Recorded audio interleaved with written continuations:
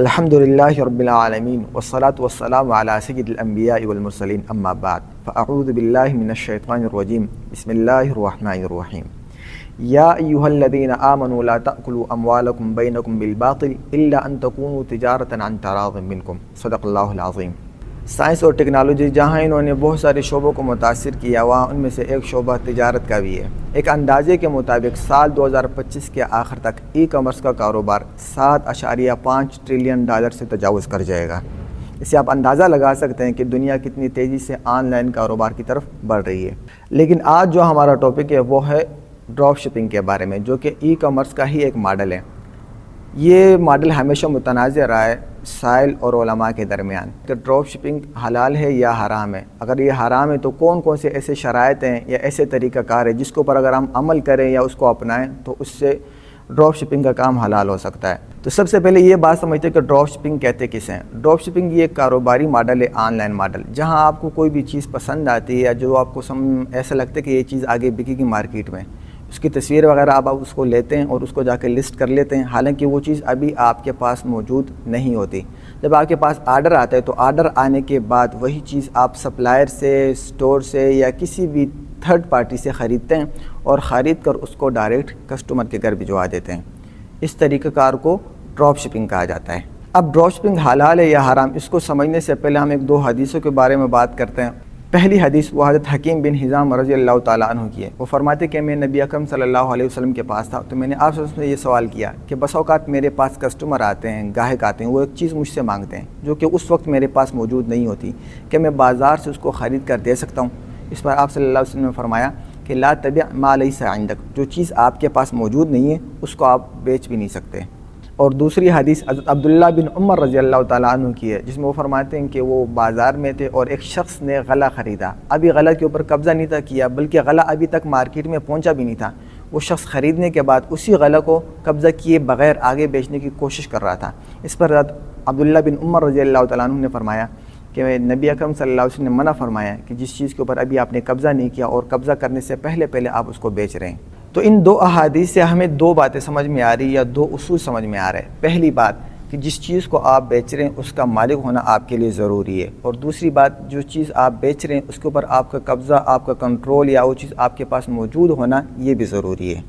اب drop shipping کو اگر ہم دیکھتے ہیں تو ڈراپ شپنگ یہ دونوں چیزیں نہیں ہوتی۔ پہلا، جس چیز کی تصویریں آپ نے لگائی ہے یا ڈسکرپشن جس چیز کی آپ نے لگائی ہے، جو بھی ڈیٹیل آپ نے کسی بھی چیز کی ڈالی ہے، اس کے پہلے تو اس وقت آپ مالک نہیں ہوتے جب آپ کے پاس آرڈر آ رہا ہوتا ہے۔ اور دوسری بات اس میں یہ کہ اس کے اوپر جو ظاہری بات ہے جب آپ مالک نہیں ہیں تو اس کے اوپر آپ کا کنٹرول بھی نہیں ہوگا، آپ کا قبضہ بھی نہیں ہوگا۔ تو یہ قبضہ اور ملکیت یہ دونوں چیزیں نہ ہونے کی وجہ سے بہت سارے علماء ڈراپ شپنگ کے ناجائز ہونے کا فتویٰ دیتے ہیں۔ اس لیے اگر ابھی بھی آپ گوگل کے اوپر سرچ کریں گے تو پاکستان کے بڑے بڑے علماء اور بڑے بڑے مدارس ڈراپ شپنگ کے بارے میں جو ان کے فتویٰ جات جاری ہیں یا جو ان کی تصویریں اگر آپ کو ملیں گی تو اس میں آپ کو ڈراپ شپنگ کے ناجائز ہونے کے واضح طور پر فتویٰ جات ملیں گے۔ اب یہاں پر فتووں کی دو قسم ہیں۔ پہلی قسم وہ جنہوں نے ڈراپ شپنگ کو حرام کہہ دیا اور اس کے بعد خاموشی اختیار کی، آگے کوئی بات نہیں کی، اور دوسرے فتوے وہ ہیں جنہوں نے حرام کہہ دیا لیکن ساتھ انہوں نے کچھ نہ کچھ مسائل بھی بتا دیے، کچھ نہ کچھ ایسے اصول یا کچھ ایسے شرائط بتا دیے جس کے اوپر اگر آپ عمل کریں تو ڈراپ شپنگ حلال ہو سکتی ہے یا جائز ہو سکتی ہے۔ ان میں سے ایک طریقہ بے سلم ہے۔ بے سلم کا مطلب یہ ہے کہ جہاں آپ ایڈوانس میں پے کرتے ہیں، ایڈوانس میں آپ کسی بھی چیز کی قیمت دیتے ہیں اور جو پروڈکٹ ہے، جس چیز کو آپ نے خریدا ہے وہ بعد میں آپ کو ملتی ہے۔ وہ ایک ہفتے بعد بھی ہو سکتی ہے، مہینے بعد بھی ہو سکتی ہے، لیکن بعض علماء کے نزدیک کم سے کم 1 مہینے کی مدت ہو۔ آپ اپنے قریبی کسی بھی عالم دین سے پوچھ سکتے ہیں کہ ڈراپ شپنگ کو بے سلم کے اوپر کیسے فٹ کرنا ہے، یا بے سلم کے جو اصول ہے اس کو ڈراپ شپنگ کے اوپر ہم کیسے فٹ کر سکتے ہیں۔ دوسرا طریقہ یہ کہ آپ سپلائر سے بات کریں گے اور سپلائر کی پروڈکٹ کو لے کے اس کی تصویروں کو لے کے آپ لسٹ کریں گے، اور آرڈر آنے کے بعد سپلائر کو آپ وہ ساری ڈیٹیل فراہم کریں گے اور سپلائر ڈائریکٹ کسٹمر کو جا کے وہ چیز فروخت کرے گا یا اس کے گھر تک وہ چیز پہنچائے گا۔ اب جب آپ معاہدہ کر لیں گے تو اس کے بعد آپ کی حیثیت ایک ایجنٹ کی ہو سکتی ہے یا سروسز پرووائڈر کی ہو سکتی ہے کہ آپ سروسز دے رہے ہیں اور سروسز کی مد میں آپ کچھ نہ کچھ مارجن اپنے پاس رکھ رہے ہیں۔ ایک تیسرا طریقہ یہ بھی ہے کہ بائی ایٹ نو کی جگہ اگر آرڈر کا لفظ استعمال کیا جائے ویب سائٹ کے اندر تو اس صورت میں بھی ڈراپ شپنگ کا کام جائز ہو سکتا ہے. یعنی کہ آپ آرڈر دے رہے ہیں کسی بھی چیز کا اور آرڈر دینے کے بعد وہ سارا پروسیس سے ایک چیز گزرے گی اور اس کے بعد وہ چیز کسٹمر تک پہنچے گی, تو آرڈر کا لفظ استعمال کرنے سے بھی ڈراپ شپنگ کا کام جائز ہو سکتا ہے. لیکن ظاہری بات ہے یہ صرف اسی وقت ہو سکتا ہے جب آپ کی اپنی کوئی ویب سائٹ ہو, تو اس میں آپ اس طرح کی تبدیلی لا سکتے ہیں. لیکن جو ایک عالمی ویب سائٹ ہے, یہ جو پہلے سے طے شدہ ویب سائٹ ہیں جو کہ پوری دنیا کی ایک مارکیٹ میں چل رہی ہے, جیسے کہ امیزون ہو گیا, ای بے ہو گیا, والمارٹ ہو گیا, اس میں ظاہری بات ہے آپ اس قسم کی کوئی تبدیلی نہیں لا سکتے. چوتھا طریقہ یہ بھی ہے کہ یہ اختلاف یا یہ حرام ہونے کے فتوے یا ناجائز ہونے کے فتوے اس وقت تک ہے جب تک کہ پروڈکٹ کسٹمر کے گھر تک نہیں پہنچ جاتی. اگر کسٹمر کے گھر تک صحیح سلامت وہ پروڈکٹ پہنچ جاتی ہے اور کسٹمر کو کسی قسم کا کوئی اعتراض نہیں ہوتا, اور جس کی جو رقم ہے یعنی کہ ڈراپ شپر یا سپلائر اس تک بھی اپنی رقم صحیح طریقے سے پہنچ جاتی ہے, اور یہاں سارے معاملے آخر تک صحیح طریقے سے ہو جاتے ہیں, اور جو بیچ میں جس قسم کے مسائل بن سکتے تھے, مثال کے طور پر کوئی جھگڑا وغیرہ ہو سکتا تھا, پروڈکٹ خراب ہو سکتی تھی, پیسے آگے پیچھے ہو سکتے تھے,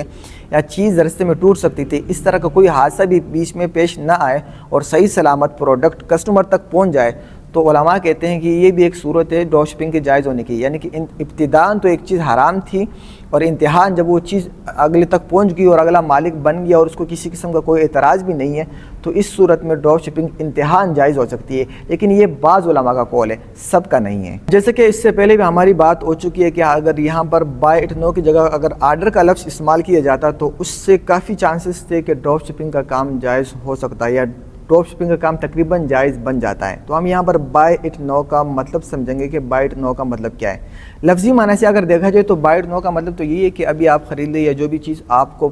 چاہیے وہ ابھی آپ خرید لو. لیکن یہ صرف لفظی معنی ہے. اگر اصطلاحی معنی دیکھا جائے یا عرفی معنی دیکھا جائے, فری لانسر کی اسلامی یا فری لانسر کی آپ مارکیٹ میں جائیں گے یا جو لوگ ای کامرس کا کام کرتے ہیں ان کی مارکیٹ میں آپ جائیں گے تو بائی اٹ نو کا مطلب وہاں آرڈر ہی لیا جاتا ہے. یہ وجہ میں اسی وجہ سے کہہ رہا ہوں کہ جتنے بھی فری لانسر ہیں وہ میری بات کو سمجھیں گے, ہمیشہ وہاں پر آرڈر ہی کا لفظ ان کی اصطلاح میں یا ان کے دفتر میں یا جو بھی ان کے آس پاس کی مارکیٹ ہے آرڈر کا لفظ استعمال ہوتا ہے کہ میں نے اتنے آرڈر فلفل کر دیے, اتنے آرڈر میں نے کینسل کر دیے, اتنے آرڈر میں نے شپ کروا دی ہے. یہ بات علماء کرام کو سمجھانے والی ہے کہ لفظی معنی یہاں بائی اٹ نو کا کچھ اور ہے, لیکن عرفی معنی مارکیٹ میں جو ایک لفظ مشہور ہے یا اصطلاحی جو معنی ہے یہاں بائی اٹ نو کا مطلب آرڈر ہی ہے. یہ میں اس وجہ سے کہہ رہا ہوں کہ بائی اٹ نو کا مطلب یہاں پر آرڈر بھی لیا جا سکتا ہے یا عرفی معنی بائی اٹ نو کا یا اصطلاحی معنی اس کا آرڈر لیا جا سکتا ہے. اس کی وجہ یہ ہے کہ آپ کسی بھی بڑے پلیٹ فارم کے جب سیلر ہب میں جائیں گے, یعنی کہ جب آپ کے پاس آرڈر آتے ہیں سیلر کے پاس یا ڈراپ شپر کے پاس, وہاں پر جو آپ دیکھیں گے تو وہاں پر باقاعدہ آرڈر کا لفظ موجود ہے. جتنے بھی بڑے پلیٹ فارم ہیں, چاہے آپ ای بے پہ چلے جائیں, امیزون پہ چلے جائیں, والمارٹ پہ چلے جائیں, جب ان کو ای میل جاتی ہے یا ان کے جو پلیٹ فارم ہے سیلر جو ہب ہے سیلر ہب, وہاں اگر آپ دیکھیں گے تو وہاں پر باقاعدہ آرڈر کا لفظ موجود ہے. تو یہ اگر علماء کرام کو دکھایا جائے کہ بائی اٹ نو کا مطلب آرڈر ہی ہے, یا جو ہماری مارکیٹ میں اصطلاح استعمال ہوتی ہے بائی اٹ نو سے آرڈر کا لفظ ہی مراد لیا جاتا ہے, اور بے یہاں پر مکمل نہیں ہوتی, اور آرڈر جانے کے بعد ان کو منسوخ بھی کیا جا سکتا ہے, وہ کینسل بھی ہو سکتے ہیں, اور اس بات کا کسٹمر کو بھی پتہ ہوتا ہے اور جو سیلر ہے اس کو بھی اس بات کا اچھی طرح اندازہ ہو سکتا ہے کہ یار یہ چیز جو میں منگوا رہا ہوں ابھی صرف میں نے آرڈر ہی کیا ہے, تو آرڈر کرنے کے بعد یہ چیز کینسل بھی ہو سکتی ہے, میرے پاس بھی آ سکتی ہے. تو ایک بائی اٹ نو لفظ کو لے کے اور سارے فتوی صرف اسی کے مطابق دینا, یہ میرے خیال سے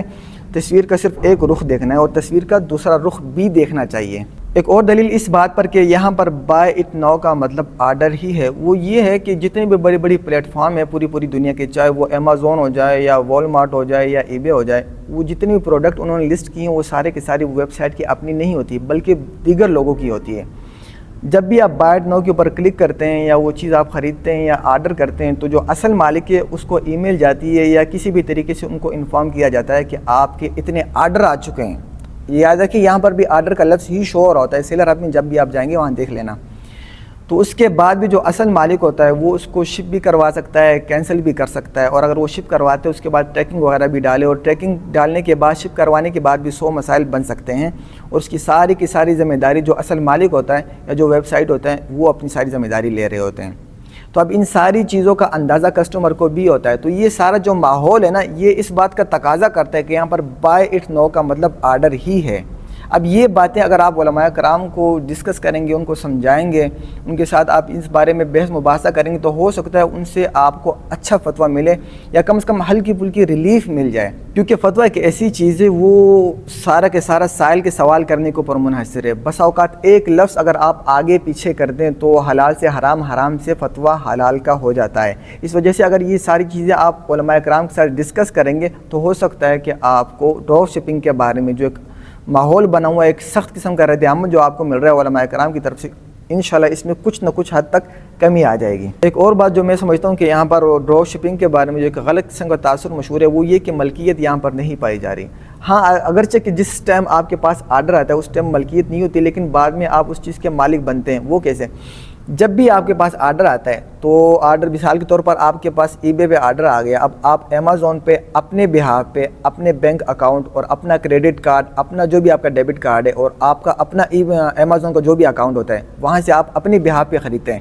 ایڈریس آپ اپنا ڈالنے کے بجائے ڈائریکٹ کسٹمر کا ڈال دیتے ہیں اور آپ امیزون کو اس بات کا مکلف بناتے ہیں کہ آپ یار اس چیز کو فلانے کسٹمر اس ایڈریس پر سیف طریقے سے پہنچا دیں اپنے بہاف پر۔ یاد رکھیں امیزون آپ کے بہاف پر پہنچا رہا ہوتا ہے، کیونکہ امیزون کو آرڈر دینے والے آپ ہیں، کوئی اور نہیں ہے، ٹھیک ہے؟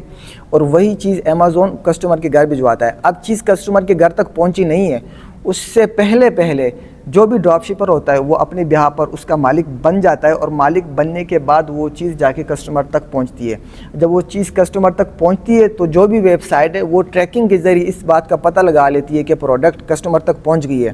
اور کسٹمر تک پروڈکٹ پہنچنے کے بعد اس کسٹمر کے پیسے آپ کو بعد میں ملتے ہیں، ڈراپ شپر کے پیسے بعد میں وصول ہوتے ہیں۔ پہلے جو بھی پلیٹ فارم ہے، چاہے وہ ای بے ہو یا وال مارٹ ہو یا امیزون ہو، وہ پیسے اپنے پاس روک کے رکھتا ہے جب تک کہ پروڈکٹ ڈلیور نہ ہو جائے۔ جب پروڈکٹ پہنچ جاتی ہے اور کسٹمر اس سے سیٹسفائی ہو جاتا ہے، اس کے بعد جا کے اس کے پیسے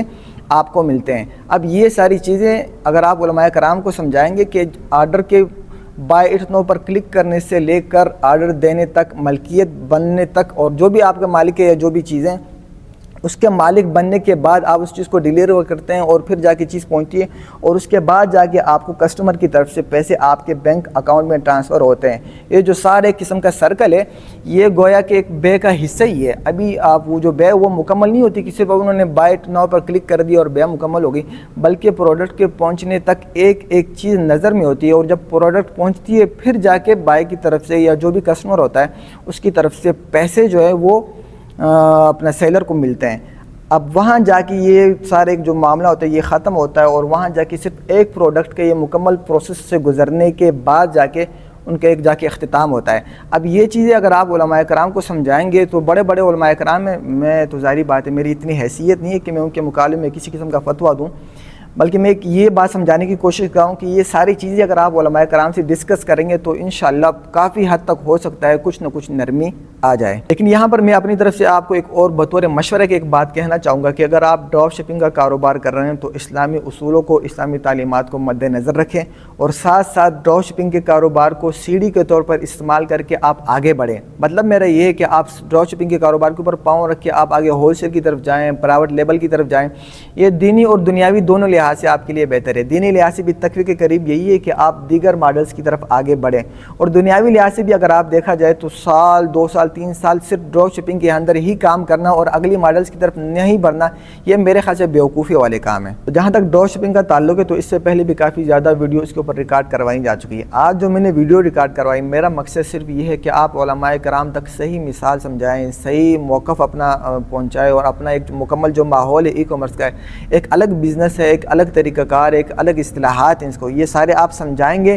تو پھر آپ کو سوال کے بعد جو جواب ملے گا یا جو فتویٰ ملے گا وہ کافی زیادہ مختلف ہو سکتا ہے اور آپ کے حق میں بہتر بھی ہو سکتا ہے۔ کیونکہ کئی دفعہ یہ بات دیکھی گئی کہ بس اوقات سپلائر کو آپ نے دیکھا تک بھی نہیں ہوتا، لیکن اس کے باوجود کروڑوں کا کاروبار تک ہو رہا ہوتا ہے، اور بس اوقات یہ بھی ہوتا ہے کہ کئی سال تک آپ کسی سپلائر سے کام کر رہے ہوتے ہیں اور آپ نے اس کو دیکھا تک بھی نہیں ہوتا۔ یہ آن لائن کاروبار کے ایک اپنے اصول ہیں، اپنے طریقہ کار ہے، اپنی مارکیٹ ہے، اپنے اصطلاحات ہیں۔ آپ جب بھی سوال کریں تو علماء کرام کو کوشش کیا کریں کہ آپ مکمل اصطلاحات، یہ جو بھی ماحول ہے آن لائن کاروبار کا یا مارکیٹوں کے جو بھی اصول ہے، یہ جو بھی بولی ہے،